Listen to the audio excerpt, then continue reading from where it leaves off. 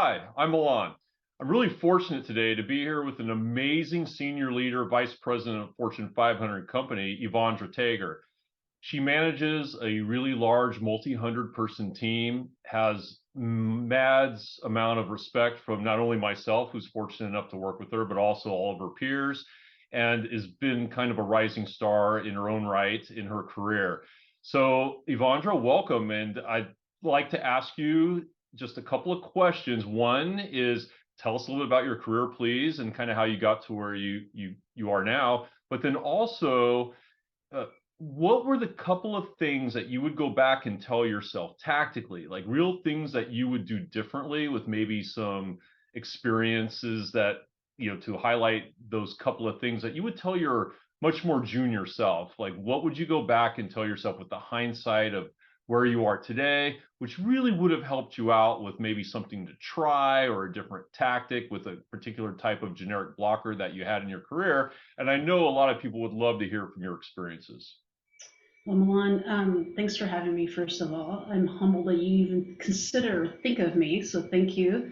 In addition, you clearly got the check in the mail because that introduction was amazing. And I feel like I'm the yin to your yang with the dark and the light. So this works out really well. It does. Um, you were not holding back punches. Those are great questions. So I'll tell you a little bit about myself. I actually, migrated to the US. I'm originally Brazilian at a young age, 12.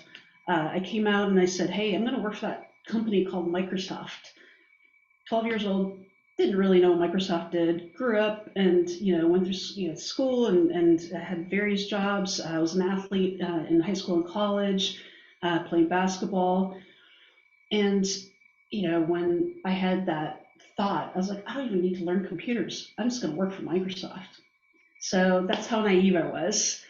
That said, that goal, that first goal, kind of propelled me into where I'm at today. I did end up working for Microsoft for just under, actually about 12 years. And at the 12th year, I was very fortunate. And within my career, I've always had bosses or mentors that have guided me or coached me. And I think it's important to have mentors that are more senior to you and mentors that aren't as senior as you because you learn across from everybody. Technical aptitude. I have mentors that report to me and they coach me every day. I learn from them all the time. So going back, I've had mentors that and bosses that have left and then recruited me into different positions, which is how I ended up at Oracle from Microsoft. So I've been here for about 5 years now at Oracle. It's been quite the journey. And to just share with you the second part of your question that you asked, which was, what are the few lessons you've learned? Um, there are a number of them. I would say I'm going to start with confidence. Inherently, perhaps because I am a female, the confidence level isn't always there. And also, being an immigrant and English being my second language, um, I always thought I had confidence because I'm a strong type A female. But I remember having this one boss at Microsoft, and he was a skip level. I ended up reporting to him for a temporary time, and I didn't even know he knew my name, but he did. He gave me a review, and it was a great review. And then at the end, he goes, "Just one thing. Just want you to know that you lack confidence." And I was like, "What? I don't lack confidence. I am a strong Latina woman. I do not lack confidence."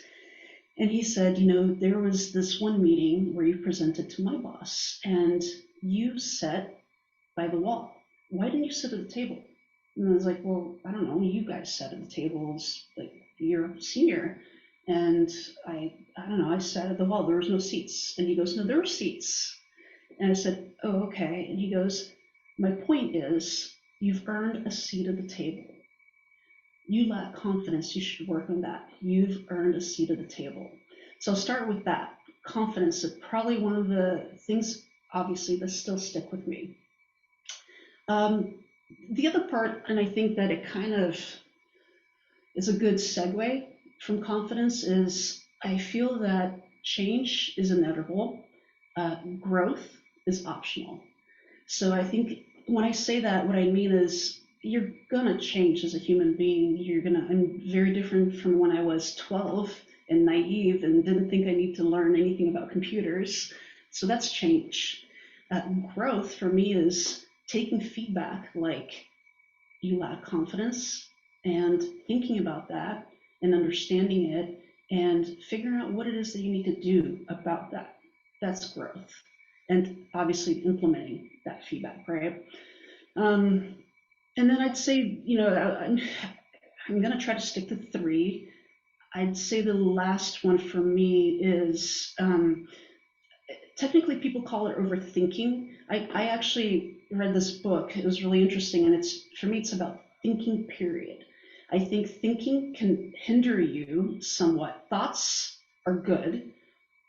Thoughts about what to do next. Those are good. When you start to dwell within those thoughts and you overthink, um, that's when it can be kind of it can put you in a place of, I guess, tortured, so to speak, Hmm. when you start to overthink. And people call it overthinking. For me, it's thoughts versus thinking. Think about. I'll use a simple example. I got to work out. I got to get up and work out tomorrow. That's a thought. Oh God, I got to get up and work out tomorrow. I don't know if I can do it. I don't want to. It's going to be early. What? But I have a meeting. I could do laundry instead. That's thinking. And it hinders you and it puts you in that state of misery to a degree, right? Misery is maybe too heavy of a word for that scenario, but those are some of the lessons I think I'd probably go back in my younger self. That and it's going to be okay. It's always going to be okay. I'm an overthinker. I'm a worrier. I worry about worrying. But those are probably the biggest lessons I'd say, Milan, that I carry with me still, that I think about still, and that I feel have helped me Mhm. get to where I'm at today. And I'd say that I had to learn to get to where I'm at today, and I'm still practicing all of those things. I probably overthought about this conversation with you. So I work on those things every day, and I try to remember them as lessons and growth opportunities every single day. No, that's amazing, and thank you for sharing it. Sometimes it cannot be easy to share certain things and even history. One question is, if what were some of the things, like when you mentioned you had to become more confident? Was there different things you thought of as you were working on that came to mind? And what could like help somebody else that would be, hey, they may struggle with confidence as well? Was it a frame of mind? Did you like think about it? Like if you could share maybe just a little bit more about what really helped you out with that? Yeah, I think about imposter syndrome a little bit when you ask that. It's trying to overcome that. Confidence, gosh, it's about, for me, um, worry less, know that it comes down to the thinking.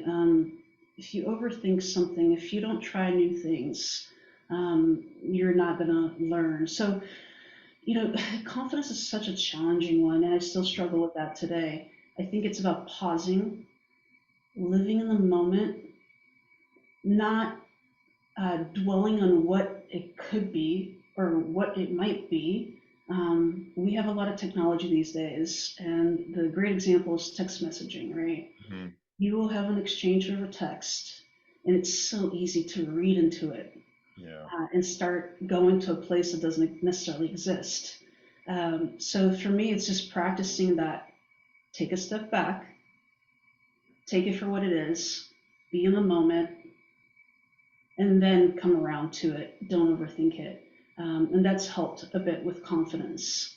Another one is I tend to be very fast. I go. I tend to seek jobs where I have to be a fixer. So once I don't have to fix something, I'm done. I get bored. What's the next job?